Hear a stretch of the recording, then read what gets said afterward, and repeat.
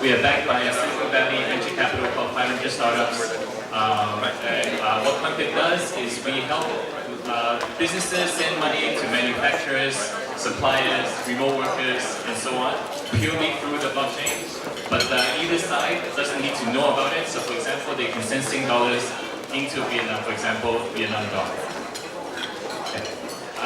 So before you go on, wait, go back first. Okay. I actually need to discuss this slide a little bit more. So last night, I actually put this extra slide. I typed on Google, let's get them on Google. Yes, define international transfers. Okay. First thing that comes up is saying that international transfers have to be done through a bank.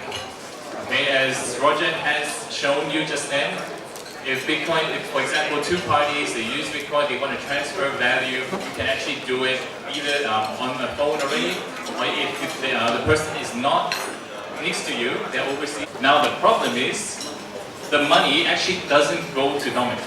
Okay? What actually happens is, the bank on my side would then tell Dominic's bank, hey, Dominic's bank, can you please credit $1,000 on their side? So money is not actually being moved at all. Okay, it's just crediting to the banks, or you have to find a way to balance the trade. So that's why when you see US, China, the trade deficit, this and that, is because all to do with the money, you're not really sending real money overseas. Okay, and especially when you're sending money to Vietnam, to frontier markets, to a one-way corridor, the spreads are higher because the liquidity on the receiving side is actually much lower. So the cost to sending to frontier markets like Vietnam or even Eastern Europe, it can actually take as long as 3 weeks. I've experienced myself because we have accounts in Europe, investors sending money, it does take over 3 weeks because they have to go through the intermediary banks and then land back into your normal bank. Okay, so it's not, we can't blame the system now. SWIFT is in 1973, founded in 1973. Back then, internet wasn't even around. It was all messaging and stuff. Okay, so basically, the banks are so integrated. Next slide. Banks are so integrated now. It's very hard for them to actually use something new. Okay, and especially SWIFT themselves, they also have been lobbying to get the network to stay with them. However, I'm sure you know recently. Go to the next slide.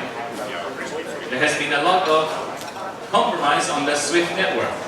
Okay, it's because the core infrastructure of SWIFT is still what they had back then since 1973. They did put some of the core technology into the system, the new technology, but it's still, the core is still what they had right when they first started. And from what I heard from my banker friends, you can't actually hack the SWIFT system. SWIFT system is only internal within the banks. So basically, in order to hack it, it's only one of the bankers that's actually starting this. It's not from the outside. So this is even worse.